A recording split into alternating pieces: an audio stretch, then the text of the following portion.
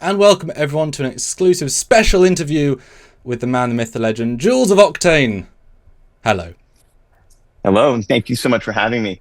Yeah, I mean, this is obviously about unification, which is more than just Roddenberry it Archive. is more than just a short film, is more than just a tech demo to prove what you can do. It's a bit of Trek magic. And how do you summarize your involvement in it? Like boots to the ground, what did you do? Because I think it's more than some people realize.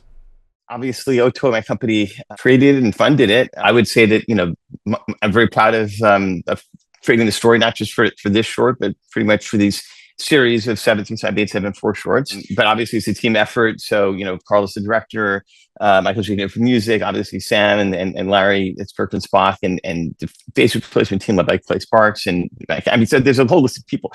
My role was I wanted to tell a story, and I've been doing this for a long time. That's Roddenberry centric. And for me, Roddenberry centric means something. Pull this up. You've got Gene's novel here, his one and only Star Trek novel. You notice a lot of the work that we do is in that Star Trek motion picture era. And in fact, Unification didn't have a lot of that in there. But the series of concept videos we've been doing is about the themes that were in Star Trek the motion picture that Gene was working on probably most of his life. I mean, you had the God thing, which of course never came out. If we were to do more of these, if we were to keep going, there would be some sort of pullback some sort of theme that would connect to that. And so my role in pushing at these pieces, and they did come organically. Like every time you did one of them, there's always the addition of doing more. But it was strange. The first one with Yeoman Cults was just 22 seconds, and it was tied very much to the documentary work that we were doing, where we had Robert Butler, the director of The Cage, on literally on our virtual production sets. I mean, it was supposed to be Laurel Goodwin. Unfortunately, she literally passed the week of the interview. But we did that first short. Carlos had had shot for 4 hours on set with May. And, it got 3.4 million views. People loved it. It was very short and sweet, but it was also very methodical. You're seeing Sid Mead paintings brought to life in the motion picture era. Everything was sort of planting those seeds. And we did another one later that year where we brought in Larry, mostly with prosthetics at the time, as Spock. People liked that even more. And then as we became sort of more involved with Paramount, with Picard season 3, where we were actually on set and working, that's how we got to really work with Dave Blast. It was, and we got to know Terry Matalas pretty well. It became clear that we should do one of these that advances the story as much as we can, but also connects to the end of Picard season 3. And of course, we knew the D was going to be, brought back. And so for that, we mined a lot of stuff. I mean, I love a lot of the IDW comics. Mike Johnson, who wrote a lot of the recent Star Trek novels, is our liaison at Paramount creatively, and I love that guy. So I know it's sort of a long answer to your question, but the shorter answer is simply I've been sort of developing the story in close collaboration with the rest of the team to bring all these things to life. And my other partner on this, of course, is Rod. So I think Rod was very proud of how Unification went. I would say, in some respects, building our own skills, our own sense of narrative for how we want to even touch the world of Star Trek in this very, very, very important way. If we're going to actually put together, 24 frames per second, even if it's just a few seconds or a few minutes, it needs to be thought through, and it needs to be done with love, and it needs to be in the spirit of Gene. That's really the point of these things, is to go back to what Gene's vision of Star Trek was as much as we can, even if we go and mine the lore from the 60 years later, because we did take Yor and we acknowledge those things, and everything happens. And as far as we're concerned in Star Trek, Rod pretty much assumes that Star Trek continues as canon. It's just in another timeline, separate from Kelvin, separate from Prime, separate from the original, all that. So, it's one of these fascinating adventures. I mean, that's the thing, isn't it? You have this insane passion. Those that don't know you, you're head of a major CG rendering company, one of the best renderers in the world, and I've used Octane for 5 years. I've been a paying customer for 5 years. I love your motion blur and your bokeh. I can see it. I love it. It's amazing. And I love the fact that when we watch, when the internet, when you happen to release a talk on some other stage on BlenderCon or NVIDIACon, guess what comes up for a good percentage? Star Trek. And you see 100%. Your update, and it's you, good sir, showing that passion, sort of showing creativity through you've built this empire, and then Star Trek. So that's why I said, what are you responsible for? Because really, the passion you're showing is not just because I can. It's because I want to, because you clearly feel the weight of your personal knowledge of Gene and of Mangel and of Rod, etc. Yeah. It's passion with a purpose, and that I think we all see that unification. You took artistry, and you picked the right people to take artistry, right? Because you could have had this giant spanning monolith, this giant epic, but you went for something that would mean the most to us. So I want to go back to then the writing. Yeah. How do you write your maybe one and only proper narrative piece? What's the first day in front of your computer writing that? And where do you... And it might be only one. I want to go back to that day and what was going through your brain. So Unification is interesting because when if you talk to Carlos, he's like, Jules never gave me a script, right? And that is technically true because we were, I think, a month after filming when I sent, when we actually saw it. I wrote it. Yeah. Well, so this is the process. I wrote it in October of 23. I wrote down almost everything that's Unification. I mean, you had, and I didn't know who we were going to get at the time. Ethan Teller was the creative producer, got Robin involved, which was like always like a wish. But in the original draft that I had, it was similar. I mean, Carlos, when he got into the story, did change a number of very important things that made it better, including sort of the big fish scene of the park. I had initially in my script that, it ended on the hand clasp and not the sunset. And Carlos like, you got to edit on the sunset, which was great. But, and in the tunnel scene, I had Colt sort of like there. That's what Kirk sort of sees her outside the door of Spock's new Vulcan bedroom. And that changed. And for the better. Because Colt was an author of the other material. So it would make sense she was more involved. She really only had a cameo at the start. So it's interesting she would have been more involved. In the teaser for Unification, we did show her picking up the gold box. So, and we had a whole day of filming, around that scene, believe it or not. And then later we did the scene with the, with Andrew Jarvis's text from Picard season 3 showing Kirk in Stasis. And that's in the Kelvin universe with her looking at it and all that. So that was something that was done there. But going back to the script, the thing that I did is I went through with Carlos, and I did this pretty much on the others as well. I went through everything verbally because I was almost afraid to have him see the script, or anyone for that matter. I just was like, what if it's, but by the time that I went through this enough times, I mean, he got the storyboard guys to storyboard this whole thing out. That's what we gave to SAG. That's what we gave to Bill Shatner and the Nimoys. And that's pretty much how we shot the piece. I mean, there were definitely things that changed. We say you feel the weight of you don't want to necessarily hand it off. Was that because you felt nervous at what you're presenting? Or you felt the weight of it the weight of it was, but also I don't know how good of a writer I certainly feel very confident in the storytelling part of it. I know the story that I wanted to see. Unification reflects that so well. Yep. And I feel so lucky that we had incredible actors, incredible crew, and incredible everyone to bring it to life because it did match my expectations. If you ask Carlos, you're like, Jules, you're obsessed with the red color on Kirk's vest. I'm like, it's a good thing that it just came to that and not more fundamental things. But it was a stressful project. I had a lot more in there. I mean, there's like a whole like post scene where it's like, you have we went to the TP era and and all that stuff is like, we'll save this for something else, but the major things that were different in there was also there's a whole beginning that was very different too, where you go back to some of the stuff in teaser 2 or the short number 2 where Colt is touching sort of the machine, hand. And I was going to, let's go all that in there. And Carlos rightly so was like, man, this is going to be really tough to fit into this piece. But it was something where Carlos was he even said, like, I don't think you didn't write the script. Like, here it is on Google Docs, which is where I wrote it. That was probably the most that I wrote specifically for a shooting thing. For the second short, and there's pieces you see Colt and you see Spock, TMP are talking to each other, right? I wrote like 5 pages of dialogue. This is what they're saying, and I had Piotr Michael, who is the voice of Spock in the recent Star Trek video games, who was lovely. And he also did the voice for Spock when Larry, Lawrence Selleck, our Spock, redid a scene for the animated series. This is specifically for Rod's show at Star Trek Las Vegas in 22. And he was great. It's like no AI voice there. He just does a great Spock. And so he was dubbing over Larry's performance. And there was a whole bunch of things that described the story that ended up sort of happening behind the scenes. So when Carlos got into that second teaser, I was shooting a lot of that footage. That's why we sort of co-directed it. He edited it into something that was great.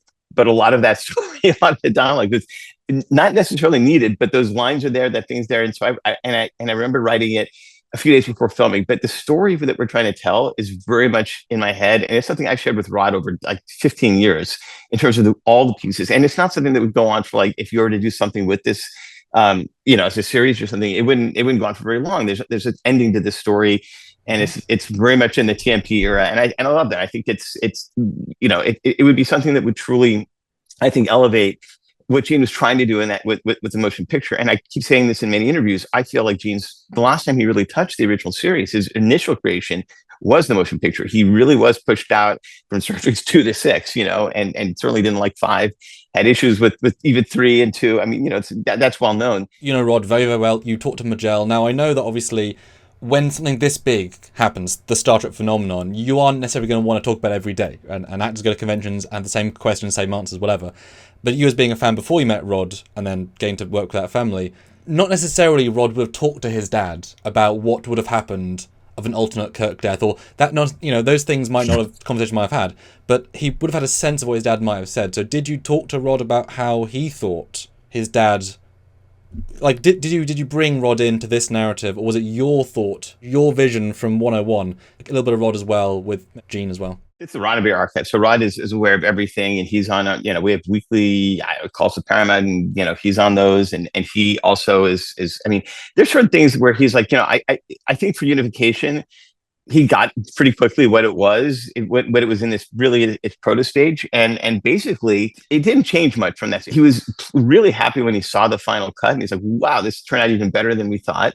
Yeah. But I will tell you, and I speak to it every day, and we talk about Star Trek every day, we have a certain limit too. I mean, as you said, I don't know if you call it, I mean, maybe it is a fact, but we are fans. We have it's weird liminal space where we're like the lights and see with the cutscene, but obviously people feel something for it beyond the interactive side of the Roddenberry Archive as well. But that's the whole point. I mean, the way that we worked it out with Paramount is there's 3 parts that our work with them.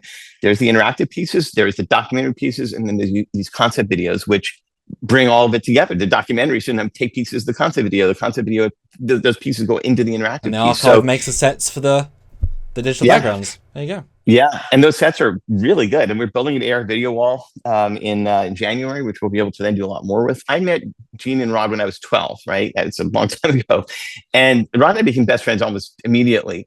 But at some point, I had no idea for the first year that Gene created Star Trek. It was Rod's dad. When I did find out, I was a fan since I was like 3, and I saw the Star Trek motion picture in France where I grew up. I just asked Rod, maybe in charge of the school newspaper, which is a terrible mistake, when I was like 12 or 13. And I told Rod, I want to interview your dad. And I spent the entire school newspaper, forget JV Sports, forget, it was all about me interviewing Gene. And that interview was an audio interview. So I have a recording of Gene saying, Jules Urbach, I'm like 13, and we're riding a little bike to give it, give my questions to Rod. And I got asked, a lot of questions. And this was, now that it's October of 87. So it was shortly after Next Gen aired. And I was like, what about Kirk and Spock? Why do we care? Yeah. Do you think they'll ever make movies? So I had the long list of Gene answering all my 13-year-old mind questions. And that's something that's informed me a bit. Genuinely, like psychologically analyzing for a second, are you sort of doing these shorts for him, or is it more for the universe he created? Might be an odd question, but it's both. I mean, I would say that well, first of all, I mean, I can't deny that for me this is so incredibly personal because of Rod is family. He's not just my best friend. I mean, I probably spend more time in the Roddenberry house in the last few years of my high school life than I did in my own. And Major was like a mother to me long after high school. She would, for various reasons, my dad and Gene passed away within months of each other. It was actually a very strange, but really a bond that Rod and I had. We both lost our dads who were pretty similar in age at the same time, and Rod and I are the same age. So I do feel like I feel this familial blood level responsibility to do right by Gene and to do right by the world he created. I mean, Gene was a man. Rod and I had that discussion a lot. I mean, he had brilliant ideas, he had flaws. What he's created is larger than anyone. I mean, and I think what's important to Rod and what's important to myself, and important, I think, to most fans of Star Trek, is that the ideals of Star Trek are respected and promoted in the content and the work that's being done. It's a big tent, obviously. You can do a lot of things with it, but people don't like the first 2 seasons of TNG. They say it's too sterile. But Gene was trying to sort of, his message there was like he really wanted a post-abundance society, a utopia. There was a reason for all of it. Yeah. Right. And that doesn't mean it couldn't be made more dramatically interesting and still keep that, So the thing is, the motion picture had those issues as well for many reasons, right? It didn't quite resonate. Mm-hmm. But the idea, the ambitions of Star Trek, especially when you read Gene's book and the novelization And he describes, and I said this before, he describes the way when Spock touches V'ger, that's a mind meld. It's transcendental. You almost get the sense of the singularity, right? The singularity happened with V'ger and Decker and Ilia sort of merge. And I love the way he wrote it. I mean, he just wrote it almost in a spiritual way. And I just feel like, okay, we saw this on film, and yes, it was beautiful and it was wild. There's a depth there. The society of the 23rd century with new humans, and this needs to be explored. There's so much there that I love. And I feel like part of our work is to look at the things that Gene tried to do that he didn't get to quite finish, and see what we could do with that, and at least put that out there, including phase 2. So what I'm hearing is this is a full confirmation. You're confirming you are going to start making, or going to start production on Star Trek Motion Picture 2. No, that would be a dream, but no. I mean, what we have done is we filmed Sam and Larry and May in the TMP uniforms, and we've definitely had little snippets that augment or what's in the novel. Of course, Culp was not in the novel, so that's a whole other story. But the IDW literary universe, all that stuff is fertile ground for us. Like I don't even care what timeline we're in. I just want to be able to leverage sort of what's in the novel that Gene wrote, and anything that sort of connects to that or acknowledges that, or that feels like within the pocketbooks IDW combined literary universe is great. And it doesn't have to be in any specific thing. I mean, obviously, the motion picture that you see on film and what's in the book, the film is a subset of that, right? The book has a few more pieces that might make things more interesting. Like Lori Kirk's wife, who is in the transporter thing with Sonak. You don't know that's her unless you read the book, and maybe that's not her in the film version. But it is, things like that are there's a lot of stuff. The whole thing with the Gora and the conversation him and Kirk had is in the book. It's not in the movie. I feel like you're the sort of guy who designs first the tech and pushes that. What level, what genuine production level was the face replacement / CG face tech at when you wrote the original brief? Like, did you know you could do everything? Or No. So successful, and I will say, and I have a huge interest in face replacement and aging, de-aging. Yeah. Some shots are beautifully flawless. Some of the Kenai are not, and that's a good thing, right? Because that shows the ones that are truly immaculate. And there is absolutely, you could do stills of this and fool 1 billion people with a lot of this, right? 100%. So what level was the tech and the process, test notwithstanding, because tests, as someone who's produced films, tests does not necessarily equate to now they're on location, now the lighting's crazy, now Leonidas is having a really odd lighting that's just like, that's not what it's designed for. What level do you think the tech was when you started versus the development process, to get it? So by the time we started Unification, and you have to, Larry had been playing Spock, I mean, since August of 22 when that piece came out.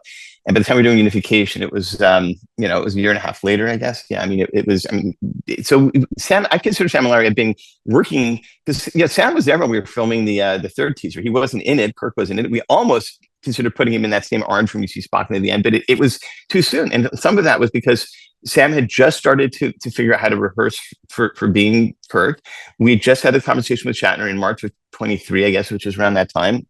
And he was open to it, but it took a year later to have him agree. And I would say that the face work with Sam and his testing led to a place where I think it was, early 2024 when I finally had the conversation with Shatner, and I showed him the early tests of Sam in Huntington Garden. So it would have been after February, and it looked really good. He even said that looks perfect. Like, I don't know why we need to play 60-year-old Kirk when Sam can do it. Because we did de-age him as well. We showed him a de-aging test. Some of that I'd even shown publicly, and it looked great too. And he made this funny quip. He's like, "Oh, you made me look old," because we de-aged him from 90 to 60. But so the tech was in a good place. However, when you're in production and you've got a crew of 100 people or whatever, like we were in Huntington, and you're doing, and remember, our stuff works live, so the actors can see themselves live. The director can see it live. There's no other way to do this right. Live.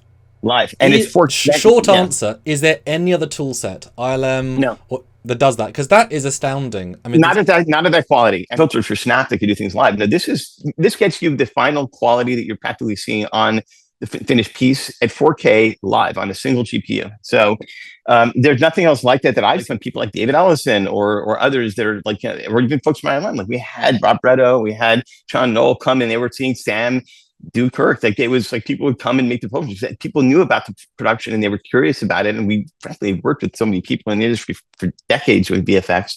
And I think that it is a big thing. It's also an actor-centric tool. Like it's not like you go and deep. I mean, it's not deep fake in the sense of like there is a CG model. Like even for Spock, like we had Clay Sparks, sculpted beautiful Spock thing that drives the CG part of the face, and there is a lot of ML stuff that allows you to track the face, the movements.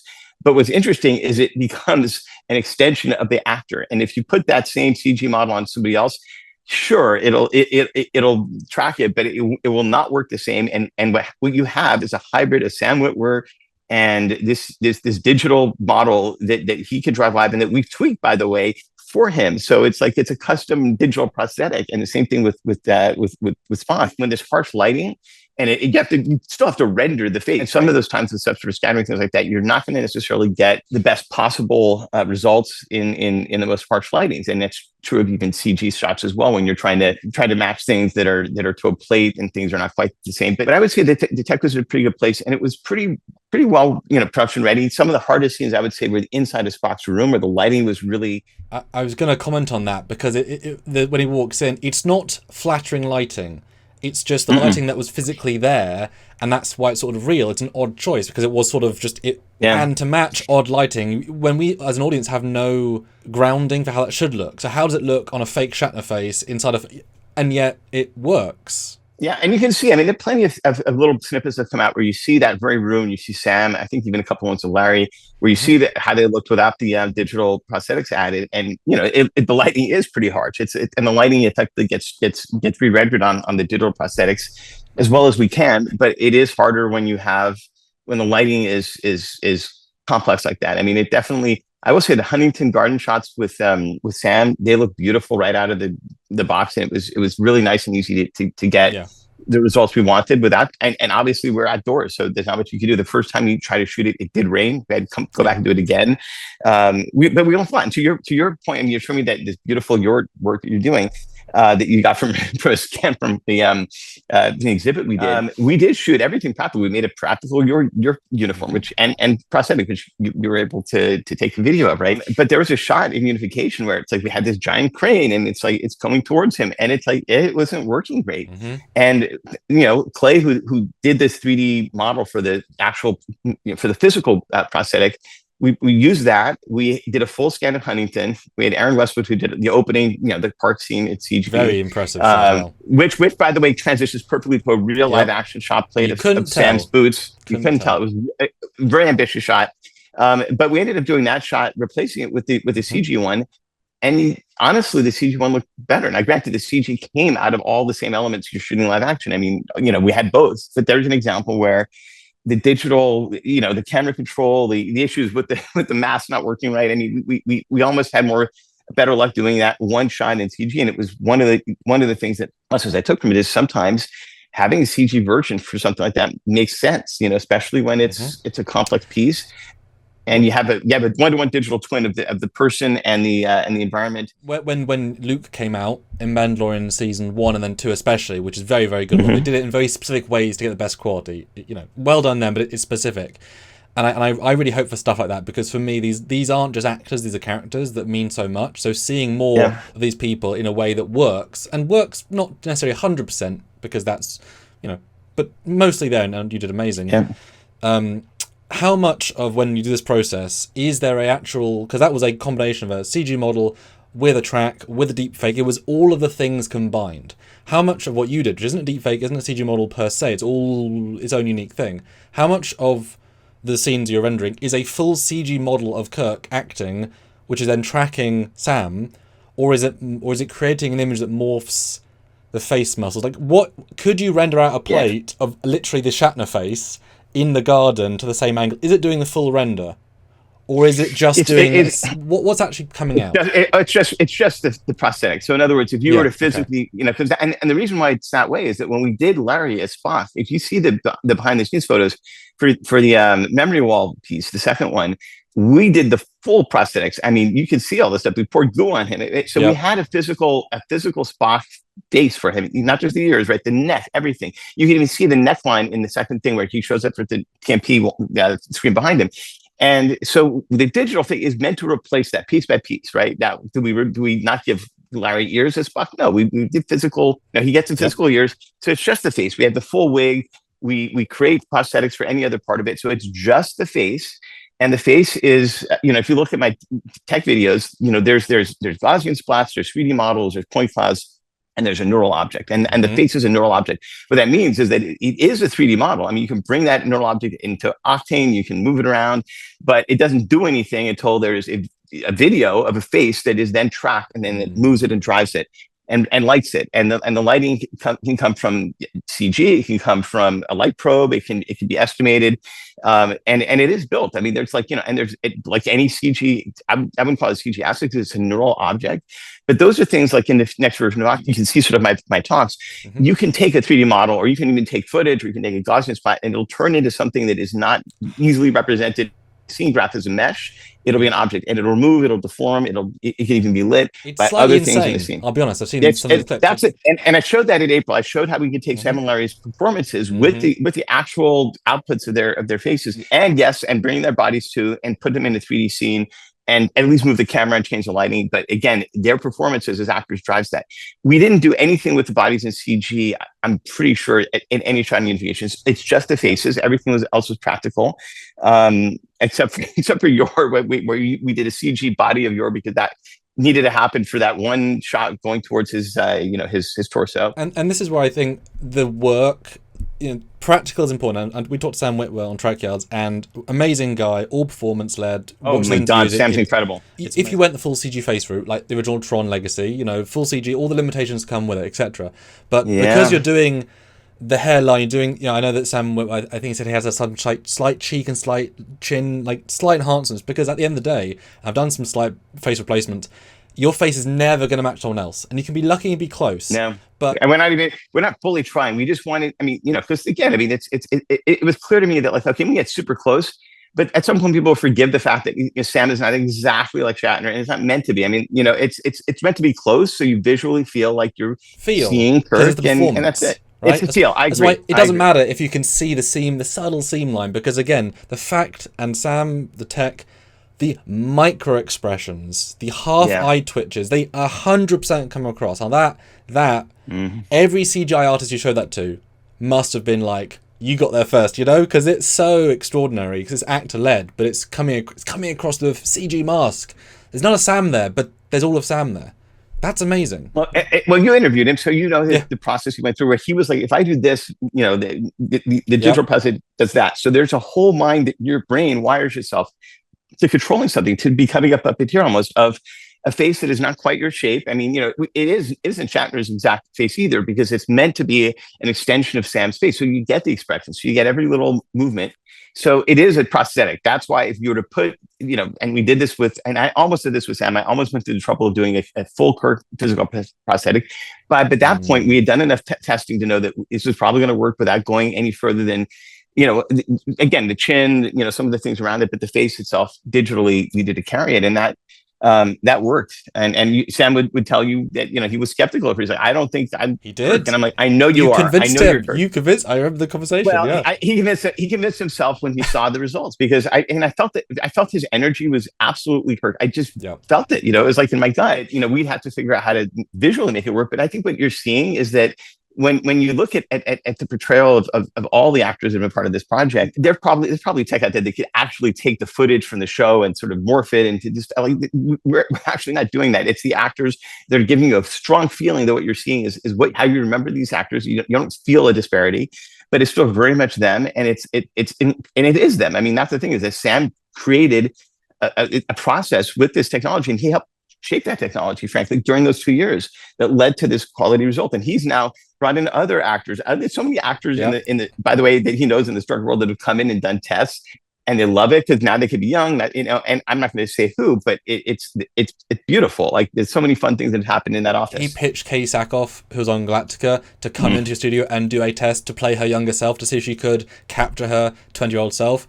And that's, I saw right after Unification came out, but it was a pre-talk. You had a wonderful clip of Picard season 2 with a great disclaimer, not official, and it was Patrick, and that's a full head replacement, but it looked great. Now the voice is what's gonna, Harrison Ford, the voice didn't work for de-aged CG face, but to be able to offer an actor who might be in their 60s, 70s, 80s, 90s, do you want to come back and play? Because boy, that Robin Curtis clip you sneakily showed on Twitter that one time, where her voice is like, there's something happening, it's very subtle, but it's absurd, and that must be kind of a feeling that you have, that obviously you are a professional man in a real world with a real business, etc., but you've created a toolbox, as I've done with my fan films. You've got these elements are literally standing. You could commission anybody to make anything within your, you could make something tomorrow, commission wise. How do you feel with that much creative ability, and know that probably if you want to take, LeVar, bring him back and play Geordie at 30, right? How does that feel? Yes, the technology that OTOY's built, which has been the 30 years of my life, building this thing is a big part of how our production goes, and that's how OTOY's been, as a company, made money. But I think to the other side of your question, on the creative side, I have had conversations. I've known Gates McCann for 30 years, by the way. So I know a lot of the actors, even outside of this recent work. I think it's a very powerful tool. I think everybody that wants to play themselves at any age as an actor, I've had so many of these conversations. I don't feel I think, like everything, you just want to be a great story. If you have this technology or you have this ability, is there a reason for you to be 30? Is there a reason for you not to be?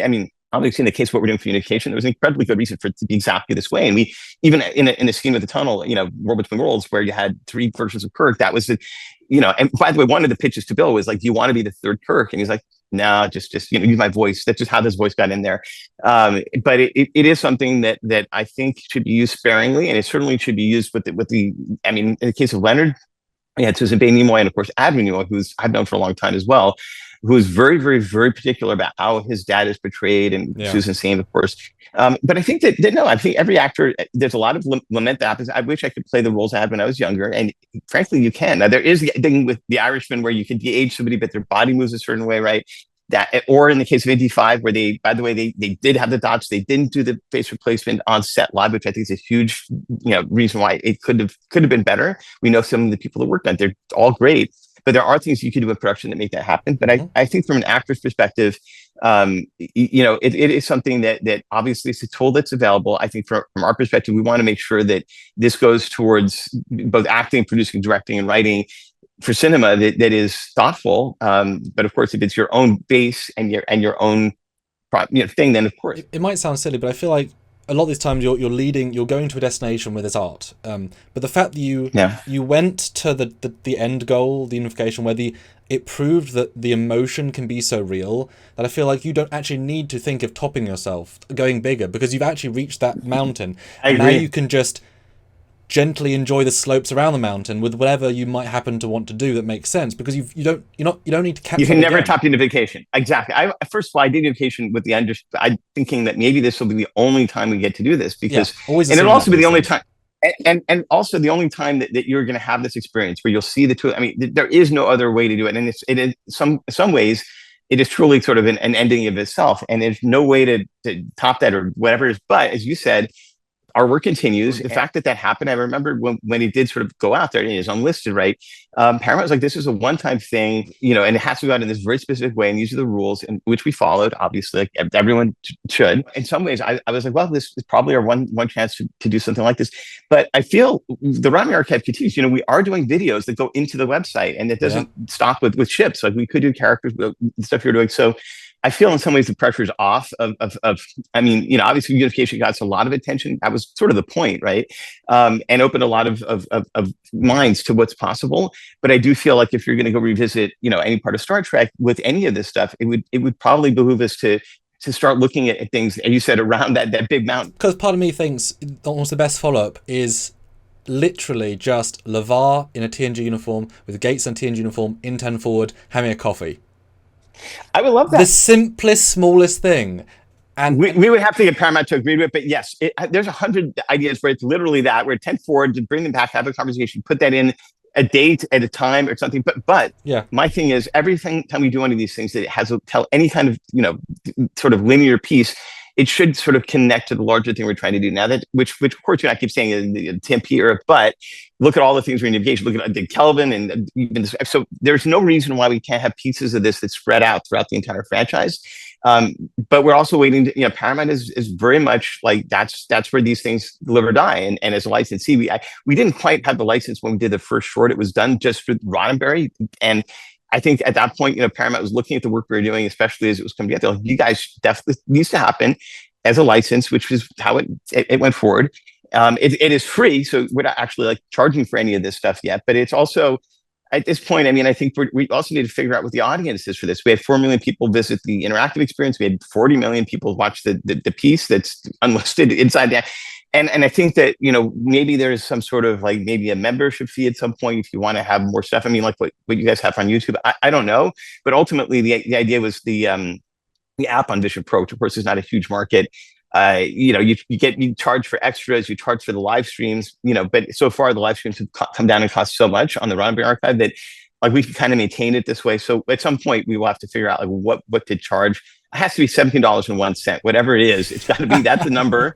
And we just have to figure out what makes sense for that as an annual, membership to the archive or something, maybe. Well, to see more stuff like this, and we'll end on that note, what you've proved you can do, and with the best of intentions and the restraint that I know that Bill and Nen's family appreciated, that is amazing. It was a gift. We all felt it. It was the reverse Alderon, right? 1,000 screams of happiness, and that. Oh. And I know you know that, but thank you from the audience, and we are all at bated breath waiting for more. So thank you so much, and keep going. Thank you so much as well. I mean, I love your guys' work. And again, I guess it's wonderful to hear this kind of feedback. Thank you again. Thank you.